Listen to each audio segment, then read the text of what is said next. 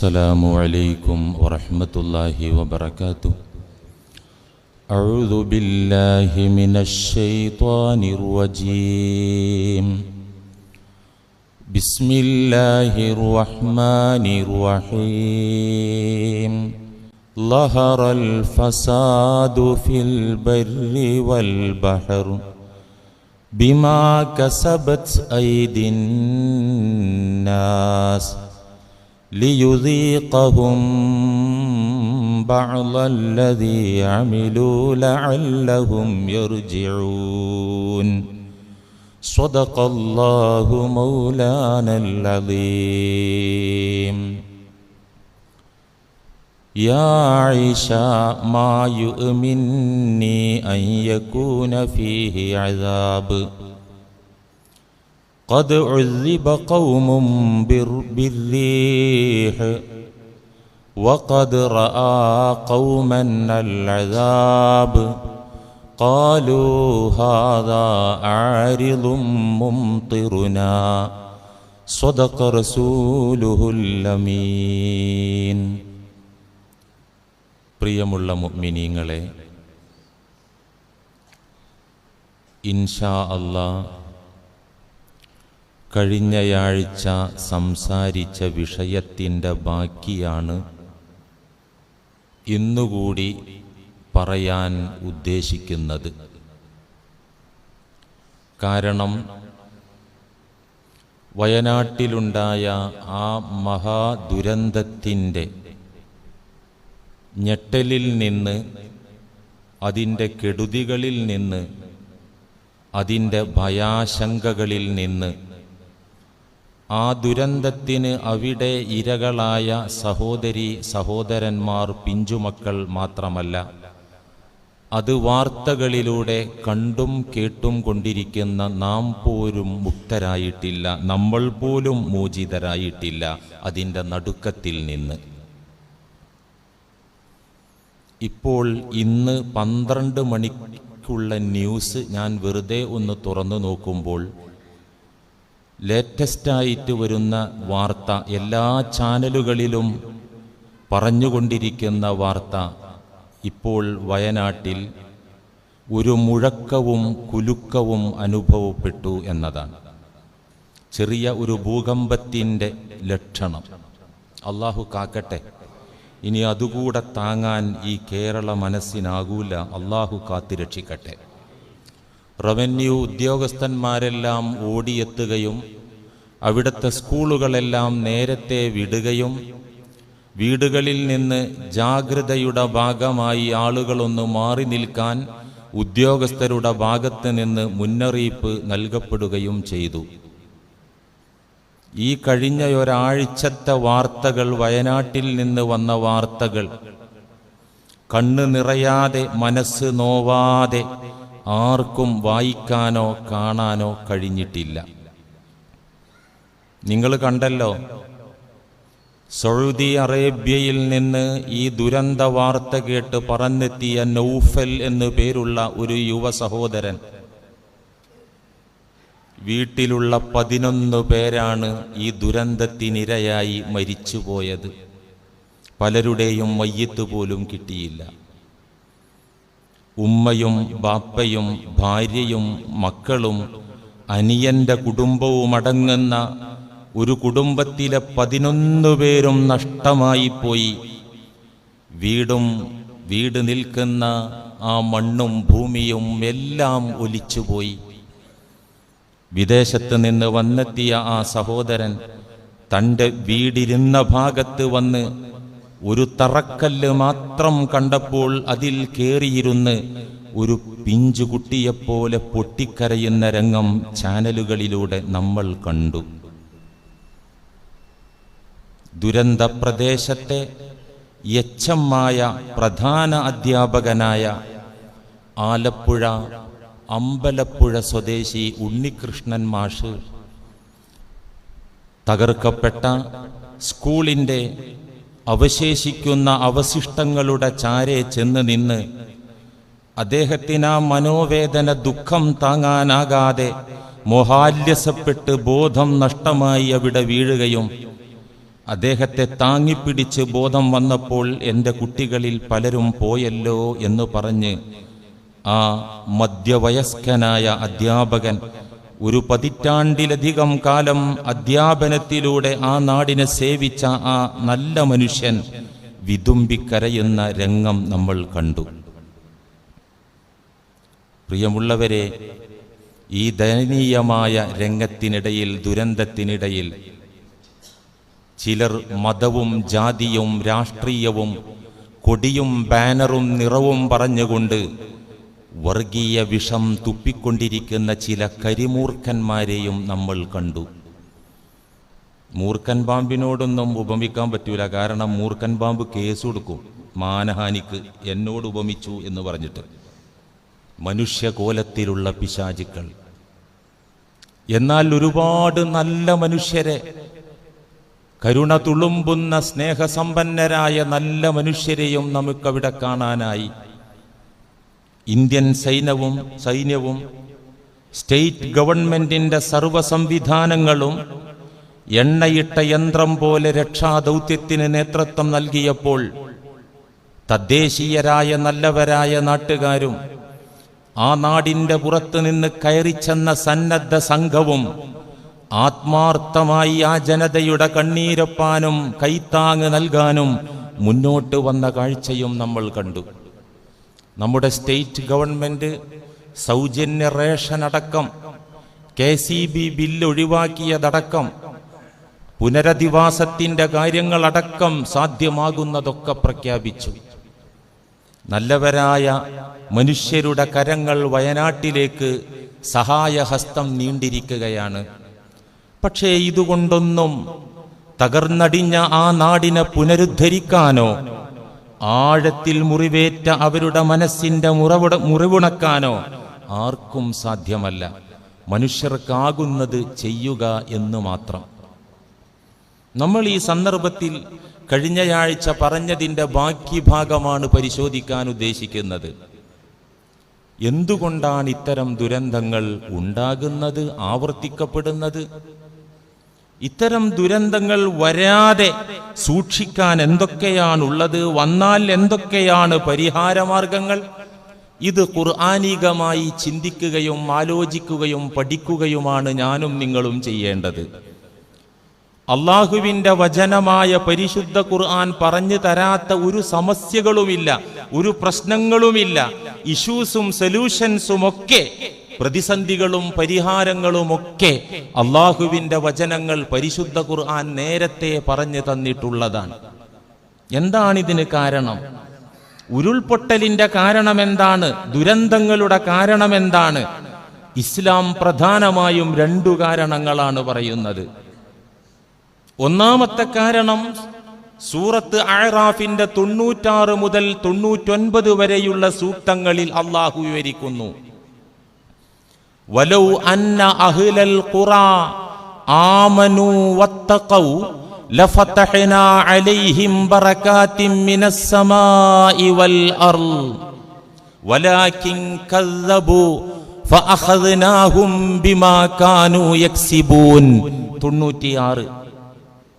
വലൗ അന്ന അഹ്ലൽ ഖുറാ ആമനൂ വത്തഖൗ, ഏതൊരു നാട്ടുകാരും സത്യവിശ്വാസം പുൽകിയാൽ, യഥാർത്ഥ വിശ്വാസം നെഞ്ചിലേറ്റിയാൽ, ഏക ഇലാഹിൽ തിരുദൂതരിലുള്ള വിശ്വാസം കളങ്കരഹിതമായി നെഞ്ചിലേറ്റിയാൽ, വത്തഖൗ, അവരുടെ നാഥനെ സൂക്ഷിച്ചുകൊണ്ട് അവർ ജീവിക്കാൻ തയ്യാറായാൽ, ലഫതഹ്നാ അലൈഹിം ബറകാതിൻ മിനസ് സമാഇ വൽ അർള്, അവർക്ക് മുമ്പാകെ ആകാശങ്ങളിൽ നിന്നും ഭൂമിയിൽ നിന്നും അനുഗ്രഹത്തിന്റെ അഭിവൃദ്ധിയുടെ വാതിലുകളൊക്കെ അവർക്ക് അല്ലാഹു തുറന്നു കൊടുക്കും, നാം തുറന്നു കൊടുക്കും.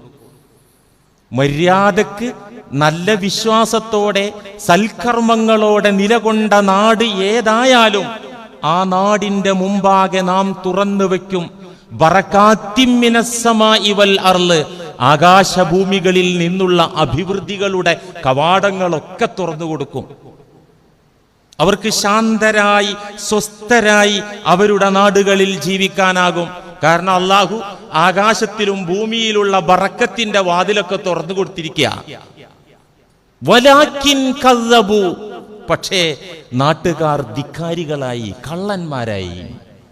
ഫഅഖദ്നാഹും ബിമാ കാനൂ യക്സിബൂൻ, അവരുടെ ദുഷ്കർമ്മങ്ങൾ കാരണം, ദുശ്ചെയ്തികൾ കാരണം നാം പിടികൂടുകയാണ് ഉണ്ടായത്. അകാരണമായി ഞാൻ ദ്രോഹിച്ചതല്ല എന്നല്ലാഹു. തുടർന്ന് ഈ വാർത്തയൊക്കെ കേട്ട് ഞെട്ടിത്തരിച്ചിരിക്കുന്ന നമ്മോടായിട്ടാണ് അല്ലാഹു പറയുന്നത്, അഫ അമിന അഹ്ലുൽ ഖുറാ അൻ യഅതിയഹും ബഅസുനാ ബയാതൻ വഹും നായിമൂൻ. നാട്ടുകാർ നിർഭയരായി കിടന്നുറങ്ങാണോ? അഫ അമിന അഹ്ലുൽ ഖുറാ, ആ ഗ്രാമവാസികൾ നിർഭയരായിട്ടിരിക്കുകയാണോ? ഏത് കാര്യത്തിൽ? അൻ യഅതിയഹും ബഅസുനാ ബയാതൻ വഹും നായിമൂൻ, പാതിരാത്രിയുടെ കൂരിരുട്ടിൽ, പാതിരാത്രി കഴിഞ്ഞ കൂരിരുട്ടിൽ അവർ ഉറങ്ങിക്കൊണ്ടിരിക്കെ നമ്മുടെ ശിക്ഷ വരില്ലെന്ന ധാരണയോടെ അവർ നിർഭയരായി കിടന്നുറങ്ങുകയാണോ? രാത്രിയുടെ കൂരിരുട്ടിൽ നമ്മുടെ ശിക്ഷ വരുന്നത് കാത്തിരിക്കണം. നമ്മുടെ ശിക്ഷ, നമ്മുടെ ബഅസ് നിങ്ങൾ കരുതിയിരിക്കണമെന്നല്ലാഹു. നോക്കൂ നിങ്ങൾ, പല അദാബുകളും ദുരന്തങ്ങളും വന്നത് മനുഷ്യരൊക്കെ ഗാഢനിദ്രയിൽ ആണ്ടുപോയ അർദ്ധരാത്രിയുടെ കൂരിരുട്ടിലാണ്. ഏതാനും വർഷം മുമ്പ് അടിമാലിയിലൊരു പൊട്ടുപൊട്ടിയപ്പോ ഉറങ്ങിക്കിടന്നവരാണ് പോയത് അല്ലേ? ഇപ്പൊ ചൂരൽ മലയിലും മുണ്ടക്കയിലും കണ്ടത് രാത്രി 2 മണിക്കും പാതിരാത്രി കഴിഞ്ഞ നേരത്തൊക്കെയാണ് ഇത് കണ്ടത്. രാത്രി ചതികൾ നിറഞ്ഞതാണ് രാത്രി. ഏതും രാത്രിയിലാണല്ലോ കൂടുതൽ. ഒരു തലവേദന, പല്ലുവേദന ഉണ്ടെങ്കിൽ നേരം വെളുക്കോളം ഉറങ്ങൂല. പിന്നെ അതൊന്ന് ചുമ്മാ മെഡിസിൻ കഴിക്കാതെ തന്നെ ശാന്തമാകുന്നത് സുബഹിയുടെ നേരാവുമ്പോൾ ആശ്വാസം കിട്ടും, അപ്പോൾ ഉറങ്ങിപ്പോവും. രാത്രി അങ്ങനെയാണ്. വിഷജന്തുക്കളുടെ ആക്രമണം വരുന്നത് രാത്രിയാണ്. അതുകൊണ്ടാണ് നമ്മൾ പ്രാർത്ഥിക്കുന്നത് സൂറത്തുൽ ഫലഖിൽ വമിൻ ശർരി ഗാസിഖിൻ ഇദാ വഖബ്, രാത്രി കൂരിരുട്ട് നിറയുമ്പോൾ വരുന്ന നാശത്തിൽ നിന്ന് അല്ലാഹുവേ നിന്നിൽ അഭയം തേടുന്നു തമ്പുരാനെ. ഞങ്ങൾ ശാന്തരായി ഉറങ്ങുന്നു. ഈ രാത്രിയുടെ കൂരിരുട്ടിൽ വരുന്ന ദുരന്തങ്ങളും പ്രയാസങ്ങളും അപകടങ്ങളും എന്തൊക്കെയെന്ന് ഞങ്ങൾക്കറിയില്ല. എല്ലാ ശർറിൽ നിന്നും, രാത്രിയുടെ അപകടങ്ങളിൽ നിന്നും പടച്ചോനെ നിന്നോടിതാ അഭയം തേടുന്നു എന്നാണ് വമിൻ ശർരി ഗാസിഖിൻ ഇദാ വഖബ് എന്ന വചനത്തിന്റെ ആ പ്രാർത്ഥനയുടെ അർത്ഥം. നാട്ടുകാരെ, നിങ്ങൾ നിർഭയരായി അള്ളാഹുവിന്റെ ശിക്ഷ പേടിക്കാതെ കടന്നുറങ്ങുകയാണോ? പേടിച്ചോളൂ. അവ അമിന അഹ്ലുൽ ഖുറാ അൻ യഅതിയഹും ബഅസുനാ ളുഹൻ വഹും യൽഅബൂൻ, രാത്രി മാത്രല്ല പകലിലും അവർ വിനോദത്തിൽ ആറാടിക്കൊണ്ടിരിക്കെ, മതിമറന്ന് കളിച്ച് ചിരിച്ചുല്ലസിച്ചു കൊണ്ടിരിക്കെ നമ്മുടെ പിടുത്തം വരും, നമ്മുടെ ശിക്ഷ വരുമെന്ന കാര്യത്തിൽ അവർ നിർഭയരായി കഴിയുകയാണോ? അള്ളാഹു ചോദിക്കുകയാണ്. അഫ അമിനൂ മക്കറല്ലാഹ് ഫലാ യഅ്മനു മക്കറല്ലാഹി ഇല്ലൽ ഖൗമുൽ ഖാസിറൂൻ, അവർ അള്ളാഹുവിന്റെ ശിക്ഷയുടെ കാര്യത്തിൽ നിർഭയരായി ജീവിക്കുകയാണോ? എങ്കിൽ കേട്ടോളൂ, ഫലാ യഅ്മനു മക്കറല്ലാഹി ഇല്ലൽ ഖൗമുൽ ഖാസിറൂൻ. ഇതൊക്കെ കണ്ടിട്ടും കേട്ടിട്ടും, ഈ ദുരന്തങ്ങൾ ലൈവായി കണ്ടിട്ടും ഒരു കുലുക്കവുമില്ലാതെ, അതവിടെയല്ലേ, എന്റെ വീട് സുരക്ഷിതമാണല്ലോ, എന്റെ നാട് ശാന്തമാണല്ലോ എന്ന് പറഞ്ഞ് അന്തിയുറങ്ങുന്നവർ, നിർഭയരായി കഴിയുന്നവർ അൽ ഖൗമുൽ ഖാസിറൂൻ, പരാജയപ്പെട്ട നഷ്ടം പിണഞ്ഞ ജനതയാണെന്ന് അല്ലാഹു. ഇതിൽ നിന്ന് പാഠം പഠിക്കാത്തവർ പരാജയപ്പെട്ടവരാണെന്ന് അല്ലാഹു പറയുന്നു. മുഅ്മിനീങ്ങളെ, സൂറത്ത് സബഇന്റെ 9-ാമത്തെ ആയത്തിൽ അല്ലാഹു ചോദിക്കുന്നു, മനുഷ്യരെ, നിങ്ങൾ ആകാശ നിരീക്ഷണം നടത്തുന്നില്ലേ? നിങ്ങൾ ഭൂമിയിലേക്ക് നോക്കുന്നില്ലേ? വാനിലേക്ക് നിങ്ങൾ നോക്കുന്നില്ലേ? മനുഷ്യരെ, ഇന്നശഅ നഖ്സിഫ് ബിഹിമുൽ അർള ഔ നുസ്ഖിത് അലൈഹിം കിസഫം മിനസ് സമാ ഇന്ന ഫീ ദാലിക ലആയത്തൻ ലികുല്ലി അബ്ദിൻ മുനീബ്. പരിശുദ്ധ ഖുർആൻ. നിങ്ങൾ മാനം കൊള്ള നോക്കുന്നില്ലേ? നിങ്ങൾ ഭൂമി കൊള്ള നോക്കുന്നില്ലേ? നമ്മൾ ഉദ്ദേശിച്ചാൽ നിങ്ങളെ ഭൂമിയുടെ അകത്തളങ്ങളിലേക്ക് കൊണ്ടുപോകും, ഭൂമിയുടെ അടിത്തട്ടിലേക്ക് നിങ്ങളുടെ താമസം ഞാൻ മാറ്റും. അള്ളാഹു കാക്കട്ടെ. നൂറുകണക്കിന് മയ്യിത്തുകളാണ് ഇപ്പോഴും ഭൂമിയുടെ അന്തർഭാഗത്തുള്ളത്, ആർക്കും കണ്ടെത്താനാകാത്ത വിധത്തിൽ. അള്ളാഹു പറയാണ്,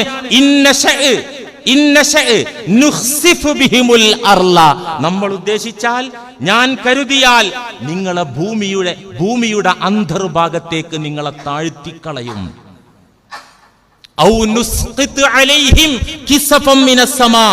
ആകാശത്ത് നിന്ന് മേഘപാളികൾ നാം പൊട്ടിച്ചു വീഴ്ത്തും. കണ്ടില്ലേ, ഐസ് മഴയൊക്കെ പല ഭാഗത്തും കുറച്ച് വലിയ പീസ് വന്നാൽ എന്താകും? വാനലോകത്ത് നിന്ന് മേഘപാളികൾ നാം പൊട്ടിച്ച് താഴേക്ക് ഇറക്കും.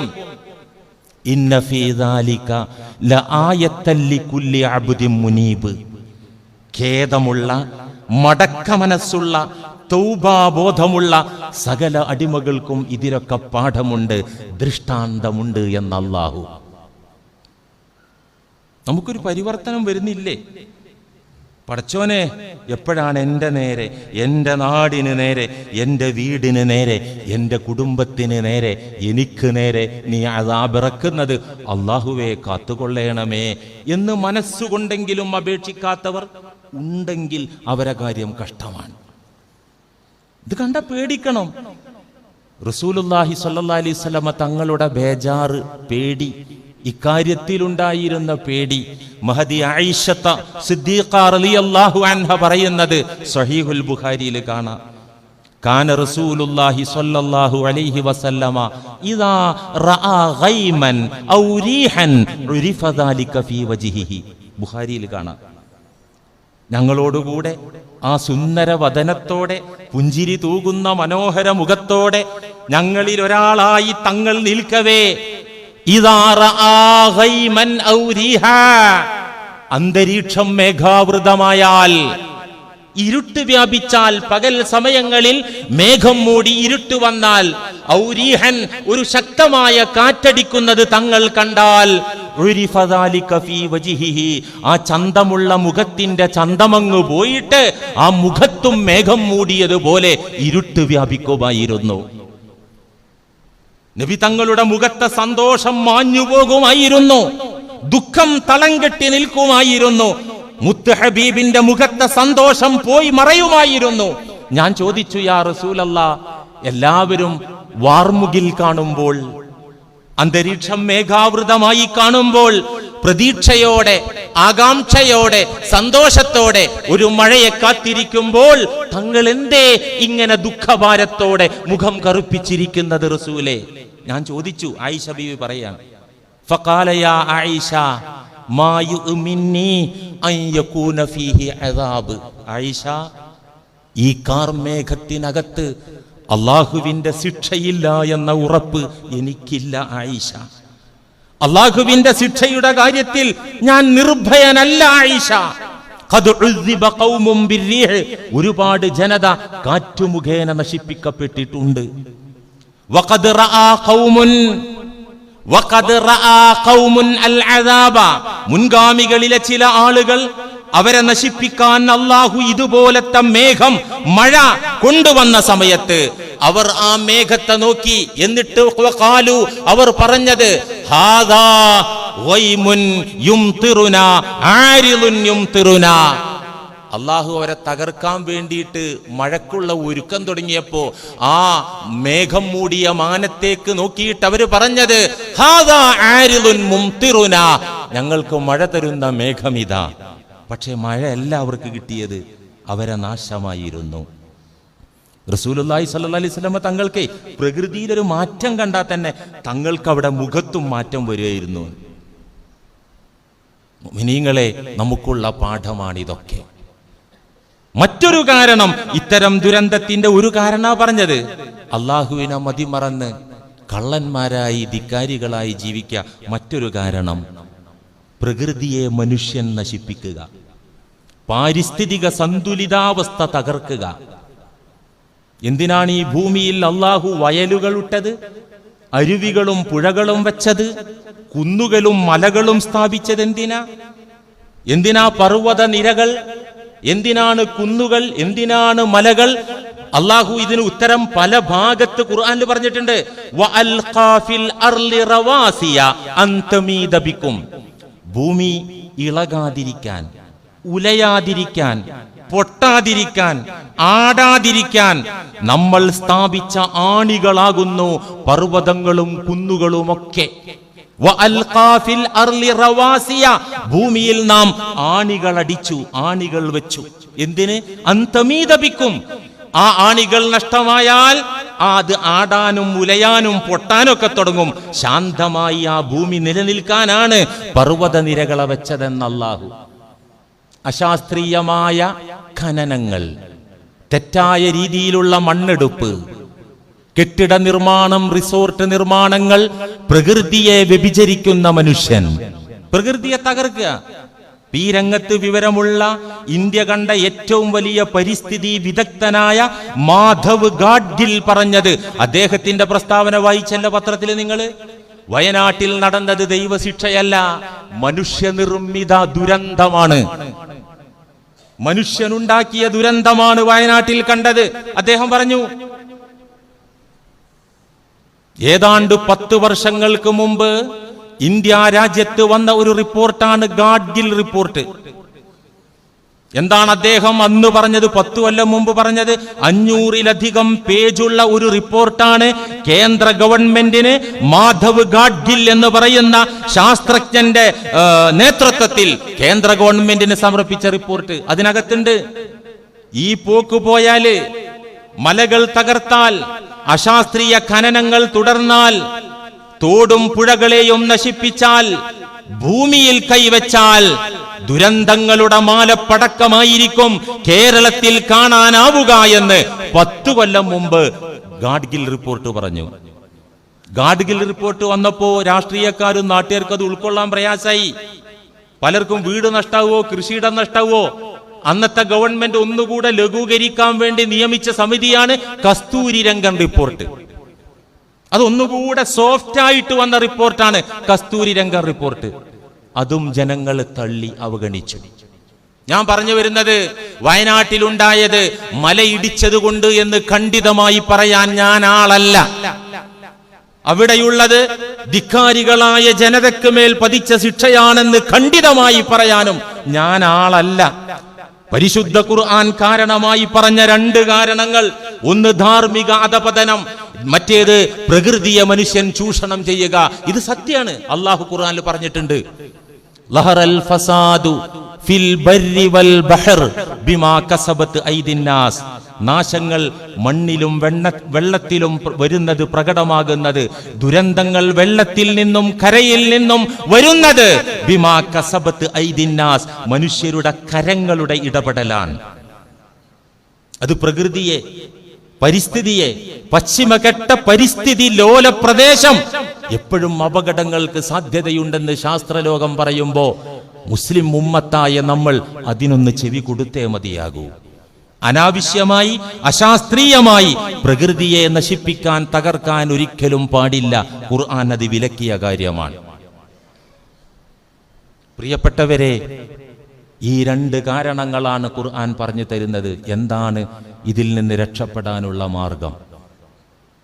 ഇതിനുള്ള പരിഹാരം എന്താണ്? ഇത്തരം ദുരന്തങ്ങൾ ആവർത്തിക്കപ്പെടാതിരിക്കാൻ എന്ത് മുൻകരുതലുകളാണ് നമ്മിൽ നിന്നുണ്ടാകേണ്ടത്? ഇസ്ലാമിക വീക്ഷണത്തിൽ 5 കാര്യങ്ങളാണ് സൂക്ഷിക്കാനുള്ളത്. 5 കാര്യങ്ങൾ. ഈ 5 കാര്യം സൂക്ഷിച്ചാൽ ഒരിക്കലും ഇത്തരം ദുരന്തം ഉണ്ടാവില്ല. ഒന്ന്, നമ്മൾ ആദ്യം പറഞ്ഞതിൽ നിന്ന് ധാർമ്മിക ബോധത്തോടെ വിശുദ്ധരായി നമ്മൾ ജീവിക്കാൻ പരിശ്രമിക്കുക. രണ്ടാമത്തേത്, അനാവശ്യമായി പ്രകൃതിയിൽ കൈവെക്കാതിരിക്കുക, പ്രകൃതിയെ നശിപ്പിക്കാതിരിക്കുക. 3ഉം 4ഉം സൂറത്തുൽ അൻഫാലിൽ അല്ലാഹു പറയുന്നത്, വമാ കാനല്ലാഹു ലിയുഅദ്ദിബഹും വഅൻത ഫീഹിം വമാ കാനല്ലാഹു മുഅദ്ദിബഹും വഹും യസ്തഗ്ഫിറൂൻ. 2 കാര്യം. നബിയെ, അങ്ങയുടെ സാന്നിധ്യമുള്ള ഒരു സമൂഹത്തെയും ഞാൻ നശിപ്പിക്കില്ല. മുത്ത് റസൂലേ, എൻ്റെ ഹബീബേ, അങ്ങയുടെ സാന്നിധ്യമുള്ള ഒരു സമൂഹത്തെയും ഞാൻ തകർക്കുകയില്ല. അവരിലേക്ക് ദുരന്തം ഇറക്കുകയില്ല. മുത്ത് റസൂൽ ജീവിച്ച കാലത്ത് മക്കയിലും മദീനയിലും എന്തെങ്കിലും ദുരന്തം ഉണ്ടായോ? അവര് ജീവൻ കൊടുക്കാൻ വേണ്ടി പടപ്പറമ്പിലേക്ക് പോയി എന്നല്ലാണ്ട്. വമാ കാന അല്ലാഹു ലിയുഅസിബഹും വഅൻത ഫീഹിം, അങ്ങയുടെ സാന്നിധ്യമുള്ള സമൂഹത്തെ നാം ഒരിക്കലും അദാബാക്കില്ല നബിയെ. ഇന്നിപ്പോ നമ്മൾ എന്താ ചെയ്യാ? അള്ളാഹുവിന്റെ റസൂലിന്റെ തിരുശരീരം, അതിന്റെ ആ സാന്നിധ്യം നമുക്ക് കിട്ടാൻ എന്താ മാർഗമില്ല. നമുക്കുള്ള മാർഗം സിറാജും മുനീറായ കത്തിജ്വലിച്ചുകൊണ്ടിരുന്ന മുത്ത് റസൂലിന്റെ ആ വൈജ്ഞാനിക വെളിച്ചം, ഈമാനിന്റെ നൂറ്, തൗഹീദിന്റെയും റിസാലത്തിന്റെയും വെളിച്ചം നെഞ്ചിലേറ്റാൻ, നെഞ്ചകത്ത് കത്തിക്കാൻ, അള്ളാഹുവിന്റെ റസൂലിനോടുള്ള ഹുബ്ബ്, അടങ്ങാത്ത സ്നേഹം നെഞ്ചിൽ നിറക്കാൻ, അങ്ങനെ മുത്ത് റസൂലിനെ ചേർത്ത് പിടിക്കാൻ നമുക്ക് സാധിക്കും. ഫിസിക്കലി സാധിക്കില്ല, പക്ഷേ ഈമാൻ കൊണ്ടും ആദർശം കൊണ്ടും സ്നേഹം കൊണ്ടും മുത്ത് റസൂലിനെ ചേർത്ത് പിടിക്കാൻ നമുക്ക് സാധിക്കും. അങ്ങനെ ചേർത്ത് പിടിച്ചാൽ രക്ഷയാണ് ഉറപ്പാ. വയനാട് ദുരന്തത്തിൽ അള്ളാന്റെ റസൂലിനെ സ്നേഹിക്കുന്ന ഒരുപാട് സഹോദരന്മാർ രക്ഷപ്പെട്ട കണക്ക് തെളിവ് സഹിതം തരാൻ എനിക്കറിയും, പരിചയമുള്ളതുകൊണ്ടാ പറയണേ. അതുകൊണ്ടല്ലേ നമ്മുടെ പൂർവികർ നാട്ടിൽ കോളറയും വസൂരിയും പകർച്ചവ്യാധിയും വ്യാപിച്ച സമയത്ത്, കൂട്ടമരണങ്ങൾ അരങ്ങേറിയ നേരത്ത് സൈനുദ്ദീൻ മഖ്ദൂമുമാർ, അക്കാലത്തെ ദീനിന്റെ നായകന്മാർ പറഞ്ഞത്, മുത്ത് റസൂലിന്റെ മദ്ഹ് പാടൂ, പറയൂ, നിങ്ങൾ ഇസ്ലാമിലേക്ക് മടങ്ങി വരൂ, സുന്നത്ത് മുറുകെ പിടിക്കൂ. അങ്ങനെയല്ലേ മങ്കൂസ് മൗലിദ് അടക്കം രചിക്കപ്പെട്ടത്? അല്ലേ? റസൂലിനെ നെഞ്ചിലേറ്റുക, ചേർത്ത് പിടിക്കുക, ആ ഹുബ്ബോടെ ജീവിക്കുക. അല്ലാതെ റസൂലിന്റെ തിരുദാത്തിന്റെ സാന്നിധ്യം നമുക്ക് കിട്ടാൻ മാർഗമല്ലല്ലോ. അല്ലാഹ് അസന്നിഗ്ധമായിട്ട് പറയാണ്, അങ്ങയുടെ സാന്നിധ്യമുള്ള സമൂഹത്തെ ഞാൻ തകർക്കൂല. നമുക്ക് റസൂലിന്റെ സാന്നിധ്യം ഉണ്ടാകണം. അവിടെ ആദർശം കൊണ്ട്, ഹുബ്ബ് കൊണ്ട് മുത്ത് റസൂലിന്റെ സാന്നിധ്യത്തിന്റെ സംസ്ഥാപനം ഉണ്ടാകണം. അല്ലാഹു തൗഫീഖ് നൽകട്ടെ. മറ്റൊരു വഴി, വഹും യസ്തഗ്ഫിറൂൻ, നമ്മൾ മാപ്പിരക്കുക. അസ്തഗ്ഫിറുല്ലാഹൽ അലീം, പടച്ചോനെ മാപ്പ് തരണേ അല്ലാ, നിന്നോട് മാപ്പിരക്കുന്നു. നാവ് ചലിച്ചില്ലെങ്കിലും ചുണ്ടനങ്ങിയില്ലെങ്കിലും നോവുന്ന മനസ്സോടെ അള്ളാഹുവിനോട് മാപ്പിരക്കുക. ഇതൊരു മാർഗമാണ്. ഇപ്പൊ 4 കാര്യം പറഞ്ഞു. 5ാമത്തെ മാർഗം, ഈ ദുരന്തത്തിന് ഇരയായ ആളുകളെ ചേർത്ത് പിടിക്കുക, അവർക്ക് കൈത്താങ്ങാകുക, അവരുടെ കണ്ണീരൊപ്പുക, അവരെ സഹായിക്കാൻ മുന്നോട്ട് വരിക. ഇത് ഹദീസിൽ നിന്ന് കിട്ടും. 4 പരിഹാരങ്ങൾ ഖുർആൻ പറഞ്ഞപ്പോ ഒരു പരിഹാരം തിരുസുന്നത്തിൽ നിന്ന് വ്യക്തമാകും. അതെന്താണ്? അവശരായ ആളുകളെ സഹായിക്കുക. ദുരന്തത്തിൽ നിന്ന് മുക്തി കിട്ടാനുള്ള ഒരു മതിയായ കാരണമാണ് പാവപ്പെട്ടവരെ സഹായിക്കുക എന്നത്. റസൂലുള്ളാഹി സ്വല്ലല്ലാഹു അലൈഹി വസല്ലമ ഹിറാ ഗുഹയിലെ നീണ്ട ധ്യാന ദിനരാത്രങ്ങൾക്ക് ശേഷം മലക്ക് ജിബ്രീൽ അലൈഹിസ്സലാമിന്റെ സാമീപ്യം ഉൾക്കൊള്ളാനാകാതെ, മലക്ക് ജിബ്രീലിന്റെ പിടുത്തവും അമർത്തലും താങ്ങാനാകാതെ പനിച്ച് വിറച്ച് ആ ഗുഹയിൽ നിന്ന് ജബലുൻ നൂറിൽ നിന്ന് ഇറങ്ങി വന്ന് ഖദീജ ബീവിയുടെ വീട്ടിലേക്ക് ഓടി വന്ന്, സമ്മിലൂനി ഖദീജ, എന്നെ പുടപ്പിട്ട് മൂടൂ ഖദീജ എന്ന് പറഞ്ഞ് പനിച്ചു വിറച്ച നേരത്ത് ബീവി ഖദീജ പറഞ്ഞ എന്താ? അബ്ശിർ യാ റസൂലല്ലാഹ്, വല്ലാഹി ലാ യുഖ്സീകല്ലാഹു അബദാ, ഇന്നക ലതസിലുർ റഹിമ വതഹ്മിലുൽ കല്ല വതഖിരിൽ ലൈഫ. അബ്ശിർ യാ റസൂലല്ലാഹ്, നിങ്ങൾ തങ്ങൾ എന്തിനാ പേടിക്കണേ? സന്തോഷിക്കൂ തങ്ങളെ. തന്റെ കെട്ടിയോനാണ്, ഉമ്മാന്റെ പ്രായമുള്ള കെട്ടിയോളാ ബീവി ഖദീജ. അബ്ശിർ, തങ്ങൾ സന്തോഷിക്കൂ, എന്തിനാ ഇങ്ങനെ പേടിച്ചു വറക്കണേ? പനിച്ചു വറക്കുന്നുണ്ട്, ഇപ്പൊ പുതപ്പിട്ട് മൂടാൻ പറയുന്നുണ്ട്. അങ്ങ് സന്തോഷിക്കൂ. വല്ലാഹി ലാ യുഖ്സികല്ലാഹു അബദാ. ബുഖാരിയിൽ കാണാ ഈ പ്രയോഗം. ഖദീജ ബീവി പറഞ്ഞ വാക്ക് ബുഖാരിയിൽ കാണാ.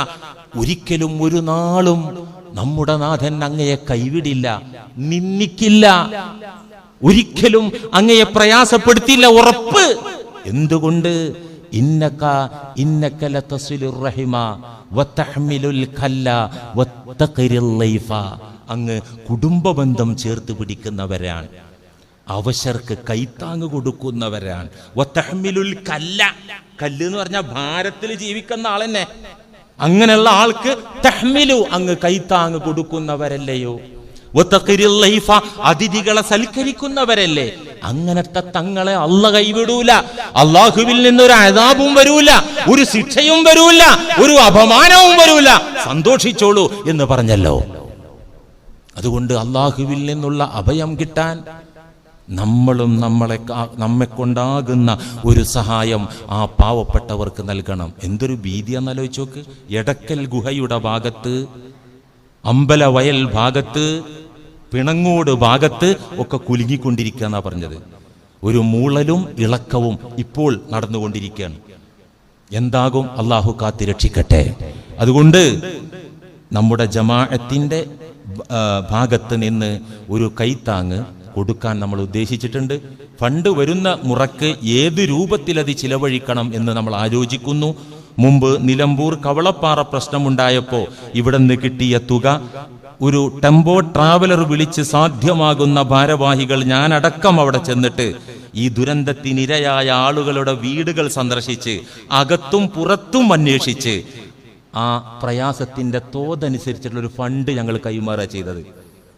കഴിഞ്ഞ ദിവസം ഒരു ഇത്ത അവിടുന്ന് പറഞ്ഞു കേട്ടു, ഞങ്ങൾക്ക് ഉടുക്കാൻ വസ്ത്രമില്ലാത്ത കുറവില്ല, തിന്നാൻ ഫുഡില്ലാത്ത കുറവില്ല. ഫുഡ് ഞങ്ങൾക്ക് വാരി തന്നിട്ട് ഞങ്ങൾ ഒരു ഊരുള്ള വായിൽ വെക്കുമ്പോൾ അയൽപക്കത്ത് നിന്ന് മരിച്ചുപോയവരെ ഓർക്കുമ്പോൾ തൊണ്ടേന്ന് ഇങ്ങോട്ട് ഇറങ്ങണില്ല, ഞങ്ങളത് നീക്കി വെക്കും. ക്യാമ്പിലുള്ള ഭക്ഷണം വിളമ്പുന്ന ആളുകൾ എന്താ നിങ്ങൾ ഫുഡ് വേസ്റ്റ് ആക്കുന്നു എന്ന് ചോദിക്കുകയാണ്. ഞങ്ങൾക്ക് ഫുഡല്ല വേണ്ടത്, സ്വകാര്യമായി ഞങ്ങൾക്ക് എന്തെങ്കിലും ഒന്ന് മേടിക്കാണ്ടെങ്കിൽ, ഞങ്ങളെ കുട്ടികൾക്ക് അത്യാവശ്യം മിഠായിങ്കിലും മേടിച്ചു കൊടുക്കണമെന്നുണ്ടെങ്കിൽ 10 രൂപ കയ്യിലില്ല എന്നൊരു ഉമ്മ പറയുന്നത് ഞാൻ കേട്ടു. അപ്പൊ എങ്ങനെ ചെലവഴിക്കണം? വീട് വെക്കാൻ ഫണ്ട് എത്തുകയാണെങ്കിൽ നമുക്ക് അങ്ങനെ ചെയ്യാം. നിങ്ങളെല്ലാവരും ബഹുമാനപ്പെട്ട നമ്മുടെ മുഅദ്ദിൻ ഉസ്താദ് അസീസ് മൗലവി ഈ മാസത്തെ ശമ്പളം 10,000 രൂപ ഈ ദുരന്ത ഫണ്ടിലേക്ക് അദ്ദേഹം സ്വതക്ക ചെയ്തു. അള്ളാഹു കബൂലാക്കട്ടെ. എന്നെ കൊണ്ടാകുന്ന ഒരു തുക ഞാനും കൊടുത്തിട്ടുണ്ട്. നിങ്ങളൊക്കെ ഇത് പാഴാവൂല, ഇതിൽ വേറൊരു തട്ടിപ്പും വെട്ടിപ്പും ഒന്നും വരാനില്ല.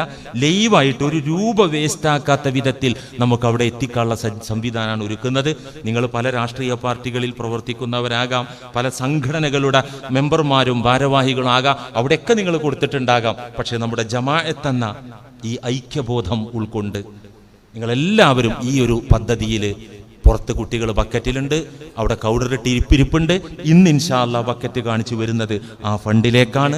മാന്യമായ ഒരു തുക നിങ്ങളൊക്കെ തരിക. നമ്മൾ ആരും കൊടുത്തില്ലെങ്കിലും അവിടെ രക്ഷപ്പെടും, അല്ലാഹ് അവരെ രക്ഷപ്പെടുത്തും. കോടികളാണ് ഒഴുകി വരുന്നത്, പക്ഷേ അവിടെ കിട്ടുന്നുണ്ടല്ലോ. ഞാനിപ്പോ എന്തിനാ കൂടെ ചിന്തിക്കണ്ട, നമ്മൾ കൈവച്ചേ മതിയാകും. എല്ലാവരും ഉള്ളതിനനുസരിച്ചൊരു തുക. ഫാമിലിനെയും കൂട്ടിയിട്ട് ഞായറാഴ്ച ഒന്ന് എറണാകുളം കറങ്ങി വരണമെങ്കിൽ എത്ര രൂപ വേണം? ഞായറാഴ്ച പിള്ളേർ പറഞ്ഞു, വാപ്പച്ചി ഇന്ന് ഫുഡ് പുറത്താവട്ടെ, ഒന്ന് കറങ്ങി വരണമെങ്കിൽ എത്ര രൂപ വേണം? ഒരു ഫുഡും അവിടുത്തെ പെട്രോളും ഡീസലൊക്കെ പാടായിട്ട്. നിങ്ങൾ അത് കൊടുക്കണമെന്ന് ഞാൻ പറയുന്നില്ല. ആ 50ഉം 100ഒക്കെ ഒന്ന് മാറ്റിയിട്ട് ഒരു മാന്യമായ തുക നിങ്ങൾ ബക്കറ്റിലിടുക. ഇന്ന് കൊണ്ടുവരാത്തവരുണ്ടെങ്കിൽ അടുത്ത ദിവസം തന്നെ നിങ്ങൾ എത്തിക്കുക. അള്ളാഹു സഹായിക്കാനുള്ള മനസ്സ് നമുക്കൊക്കെ നൽകട്ടെ. ഇത്തരം പ്രശ്നങ്ങളിൽ നിന്ന് അള്ളാഹു നമ്മെയും നമ്മുടെ നാടുകളെയും കാത്തിരക്ഷിക്കട്ടെ.